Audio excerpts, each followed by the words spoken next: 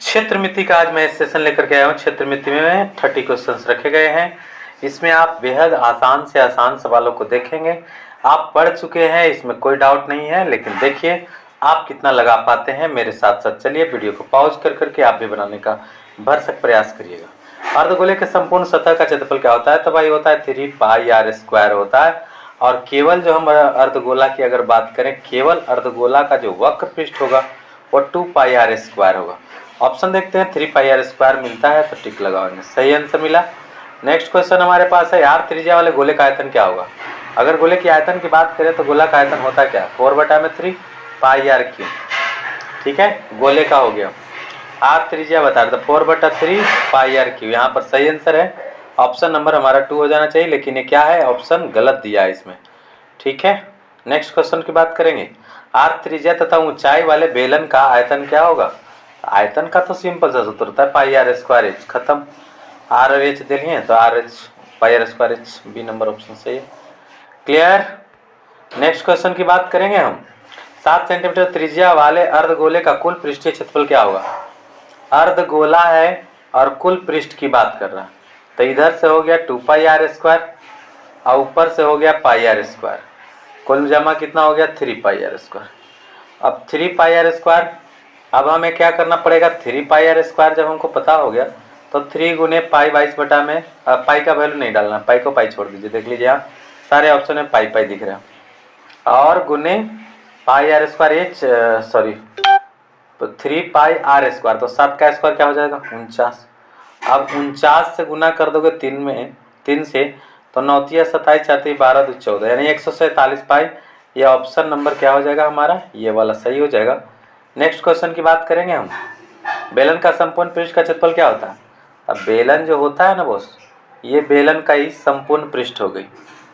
वक्र पृष्ठ हो गया ऐसे किनारे किनारे, जो मान लीजिए कि एक पेन है, तो पेन का जो भाग से जिस भाग पर मतलब हम लोग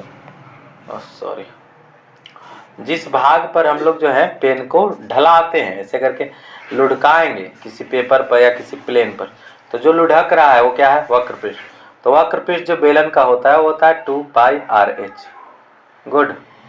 फिर क्या है?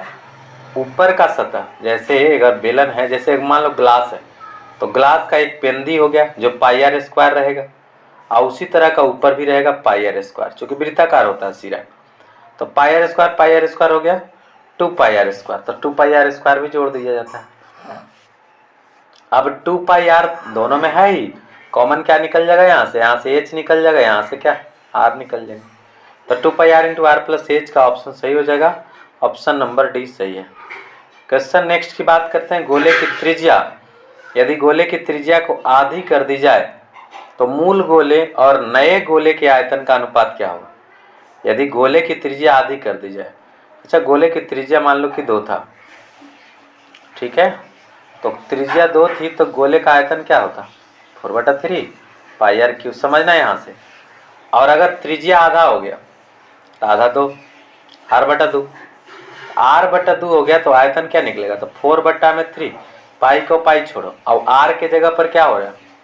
r/2, r/2 का क्यूब कर देना है, तो r/2 का क्यूब करेंगे तो r का क्यूब बन गया ऊपर और नीचे हो गया 8। तो यानी कि डिफरेंस कहाँ दिख रहा है? ये और ये दोनों तो सेम ही है, अंतर कहाँ है? केवल 8 का। अब कहता है कि मूल गोला को ऊपर रखो, अर्थात इसको ऊपर और इसको नीचे, तो ये तो निश्चित रूप से पूरा का पूरा कट जाएगा। बच क्या जाएगा? तो बच जाएगा ऊपर में कुछ भी नहीं 1, और नीचे में बच जाएगा 1/8। 8 चला जाएगा ऊपर, यानी 8:1। 8:1 का ऑप्शन देखिए, टिक लगा दीजिए। नेक्स्ट होगा, किसी घन के एक किनारा और विकर्ण की लंबाई का अनुपात क्या है?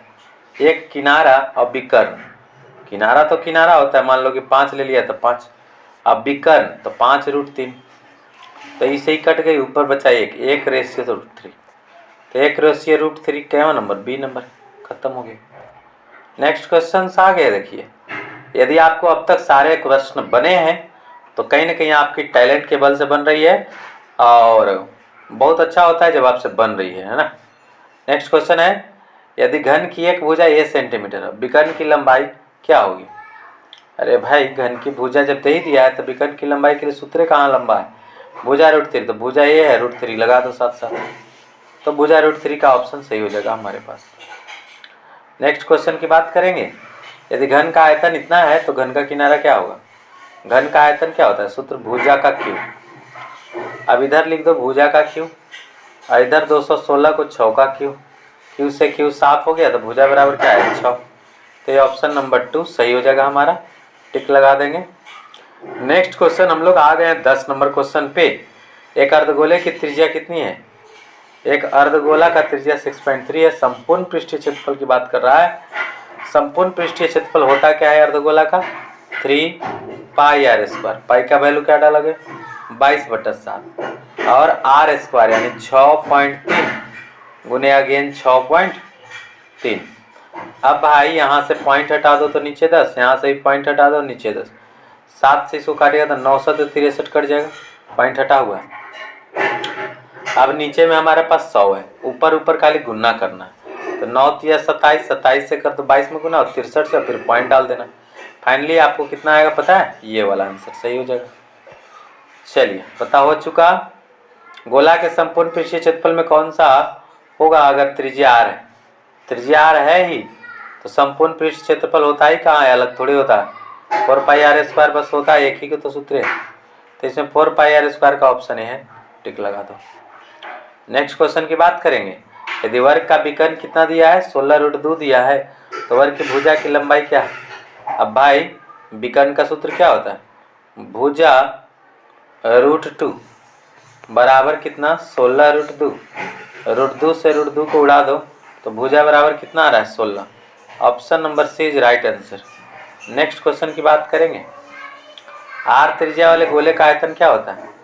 r त्रिज्या वाला गोला का आयतन की बात करें तो 4/3 पाई r का क्यूब, 4/3 पाई r क्यूब करेक्ट आंसर है। नेक्स्ट क्वेश्चन की बात करेंगे। यदि घन का आयतन 125 है, घन का आयतन अर्थात भुजा का क्यू, तो भुजा का क्यू जब दे ही दिया तो 125 को आप क्या नहीं लिख सकते? 5 का पावर 3, क्यू से क्यू चला गया, बचा क्या? 5, तो 5 आप मार दो भाई ऑप्शन में।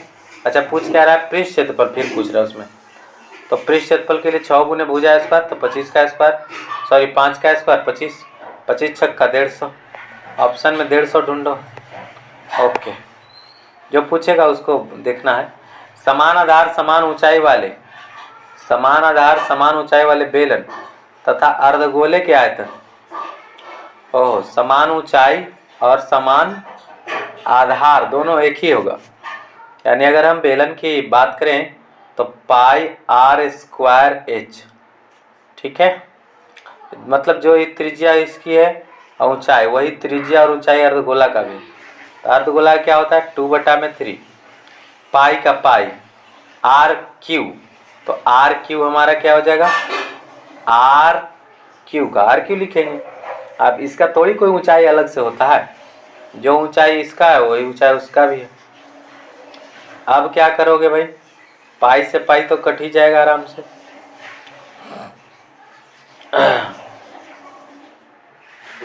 अब यहाँ पर जो है जितनी ऊंचाई इसकी है, अर्थात अगर हम बात करें तो स्क्वायर यहाँ करके गुने r कर दें, तो यह जो r ये अर्धगोला का होगा वो ऊंचाई की तरह होगा, और उतना ही ये भी है, सेम सेम।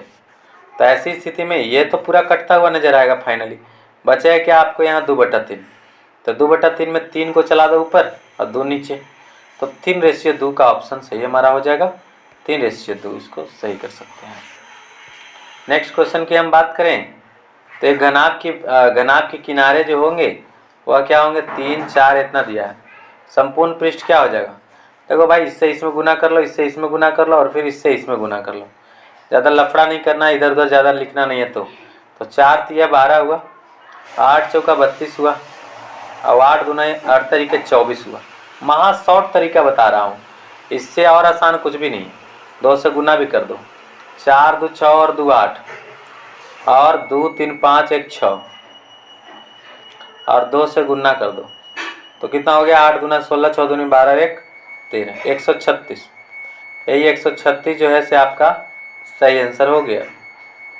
नेक्स्ट क्वेश्चन की हम बात करेंगे। एक घनाभ में किनारों की संख्या कितनी होती है? कोई भी अगर घनाभ है हाँ, तो घनाभ में किनारों की संख्या कितनी होती है? किनारों की संख्या होती है 12। एक किनारा कहलाता है, गिन लो, 1 2 3 4 5, फिर ऐसे रहेगा 6 7 8 9 10 11 12, सही है, 12। किनारों की संख्या 12 होता ही है, याद भी रखा जा सकता है। कह रहा है घन का किनारा इतना है, घन का किनारा 5 है, तो घन का आयतन क्या होगा? अरे भैया 5 का क्यूब कर दो, आंसर होगा, है ना। क्यूब सेंटीमीटर में आंसर देखिए 125। नेक्स्ट की बात करेंगे हम। यदि किसी घन का संपूर्ण पृष्ठ कितना है? 24 है। प्रत्येक किनारों की लंबाई कितनी है? यदि किसी घन का संपूर्ण पृष्ठ क्या है भाई? 24 है। ओहो, तो उसकी प्रत्येक किनारों की लंबाई क्या होगी? तो घन के संपूर्ण पृष्ठ के लिए बात कर रहा है, तो 6 गुने भुजा स्क्वायर बराबर ही होता है, और संपूर्ण पृष्ठ और पृष्ठ में कोई अंतर नहीं उसका। 6 से इसको काटोगे तो 4 तो भुजा का स्क्वायर बराबर तो 2 का स्क्वायर लिख दो, स्क्वायर से स्क्वायर चला गया, भुजा बराबर 2 सेंटीमीटर। पहला नंबर ऑप्शन टिक लगाओ। नेक्स्ट क्वेश्चन की बात करेंगे। लिखता है किसी बेलन के आधार का व्यास 4 है, ऊंचाई इतना है। अब व्यास दे लिए, ऊंचाई दे लिए, तो अब क्या चाहिए? त्रिज्या यहाँ पर क्या होगी? 2। अब हमें आयतन अगर निकालना है तो क्या होता है? पाई 22/7 गुने आर स्क्वायर यानी 4, और गुने एच तो 14, 7 दूना या 14, ठीक है। तो ये 4 दूना के 8, और 8 से इसमें 22 में करेंगे तो 22 8 76 से 176 का ऑप्शन सही हो जाएगा। नेक्स्ट क्वेश्चन की बात करेंगे। अगला क्वेश्चन कहता है किसी गोले के कुल पृष्ठीय क्षेत्रफल और त्रिज्या के एक अर्धगोले के कुल पृष्ठीय क्षेत्रफल का अनुपात क्या है? ओह, तो गोला का कुल पृष्ठीय क्षेत्रफल तो उसका तो होता है 4 पाई आर स्क्वायर।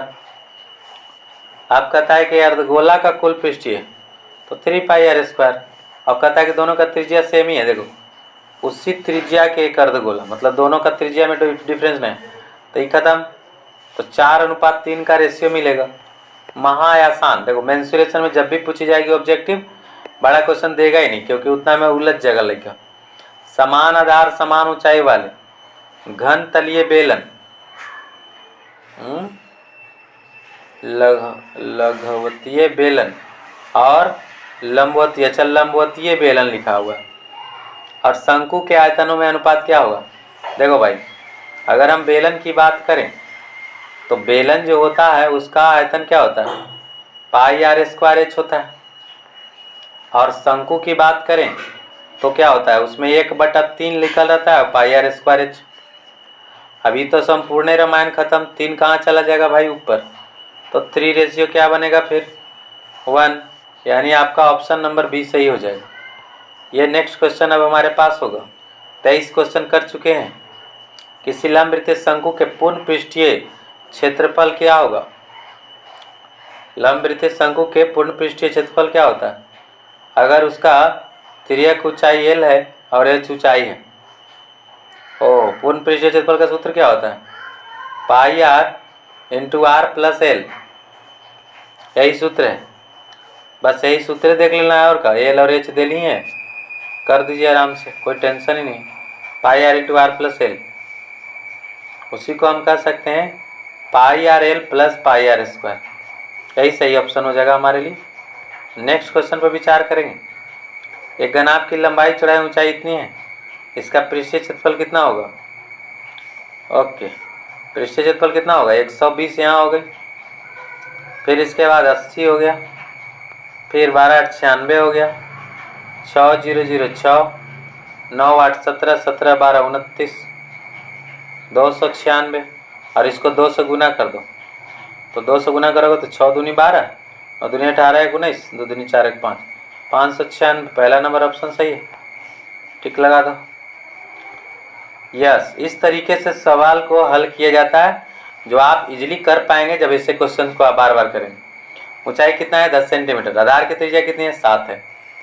अब ऊंचाई दिया हुआ है, और बेलन के क्या पूछ रहा है? धारिता। धारिता बोले आयतन, तो पाई 22/7, आर स्क्वायर 7 का स्क्वायर यानी 49, अब एच 10, 7 7 49, 22 7 154, 154 पर कितना जीरो डाल दो? एक जीरो डाल दो, खत्म हुआ। 154 पर एक जीरो। नेक्स्ट क्वेश्चन की बात करेंगे। यदि घनाभ की लंबाई चौड़ाई इतनी है तो घनाभ का आयतन क्या होगा। ये तो सीधे सीधे खड़े खड़े गुना करना है भाई, 12 दहाँ 20 से, है ना। और 120 में 8 से करना है तो 12 8 96, 96 पर एक जीरो ठोक दो। ये आंसर सही हो गया। नेक्स्ट क्वेश्चन की बात करेंगे। निम्नलिखित में से बेलन का आयतन निकालने का सूत्र क्या होगा।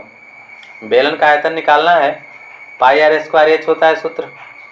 अब तो सूत्र ही ना करोगे और क्या कर सकते हैं, इसमें आर एच दिया है तो कुछ कर सकते हैं, pi are square H answer खाली देख लो।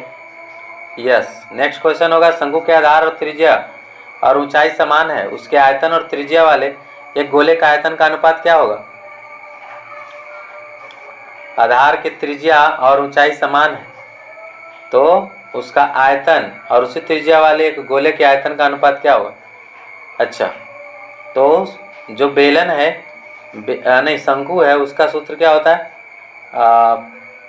उसका सूत्र हो जाएगा हमारे लिए पाई आर स्क्वायर एच बट्टा में 3, और जो गोला होता है उसका होता है 4 बट्टा में 3 pi are square H. Pi are square H नहीं, सॉरी एच नहीं रहता, पाई आर क्यू रहता है। 3 से 3 कट गई, पाई से पाई कट गया, 2 गो आर से 2 गो आर यहाँ भी कट गया, ऊपर बच गया एच, नीचे बच गया आर। ऐसा ही क्वेश्चन एक और आया हुआ बता, और यहाँ पर 4 भी बचा हुआ, 4 आर। अब कहा गया था कि दोनों का ऊंचाई और त्रिज्या बराबर ही है, तो ऊंचाई का मतलब कि ये जो ऊंचाई है बेलन शंकु का, वही ऊंचाई किसका है, गोला का भी। ऊंचाई में कोई फर्क नहीं है, ऊंचाई उतना ही है, उसी त्रिज्या वाले गोले के आयतन का।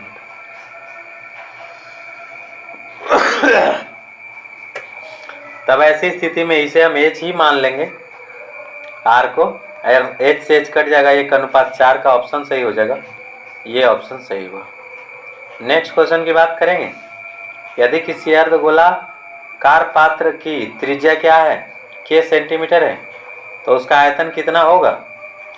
अर्धगोलाकार पात्र का क्या है, के सेंटीमीटर त्रिज्या है, तो आयतन क्या होगा, तो अर्धगोला का आयतन क्या होगा 2 बटा में 3 पाई आर क्यू, तो के क्यू हो जाएगा यहाँ, तो 2 बटा 3 पाई के क्यू, देख लीजिए 2 बटा 3 पाई के क्यू, इका हमारा ऑप्शन टन से। अब खत्म होने वाला है, ये लास्ट क्वेश्चन है। यदि शंकु के छिन्नक के सिरों की त्रिज्या फलना चिलना है, आयतन क्या होगा। आयतन की बात कर रहा है तो आयतन का सूत्र, ये पहला भी नहीं दूसरा भी नहीं, हाँ ये हो गया, यही हो जाएगा। क्या होता है 1 बटा 3 pi H into R Q plus R square plus छोटा R square plus R R, यही ऑप्शन हमारा सही हो जाता है। तो इस प्रकार से हमने पूरा बात किया और 30 के 30 क्वेश्चंस को बनाए। इसमें एक क्वेश्चन गलत था दिया हुआ और ऑप्शन गलत था, तो हमने उसको सही मान के लिया था, उसको सही करके हमने ऑप्शन सही बनाया था। तो इस प्रकार से अपने 30 क्वेश्चंस बनाया, कोई बाहर नहीं पड़ा है, लगभग सारे क्वेश्चंस आसान थे, बिल्कुल ईजी थे। आप भी ऐसे क्वेश्चन बना सकते हैं, बार बार प्रैक्टिस करिए। प्रैक्टिस के अलावा कोई भी चीज़ आपको सीखने नहीं देगा। आप जानते हो, अगर छोड़ देते हो तो वो चीज़ें फिर से वही पहुंच जाती है जहाँ से वो आई थी। मेरी बातों को अगर समझ में आ रहा है, चैनल को सब्सक्राइब करिए, लाइक करिए, अपने दोस्तों तक शेयर करिए। धन्यवाद।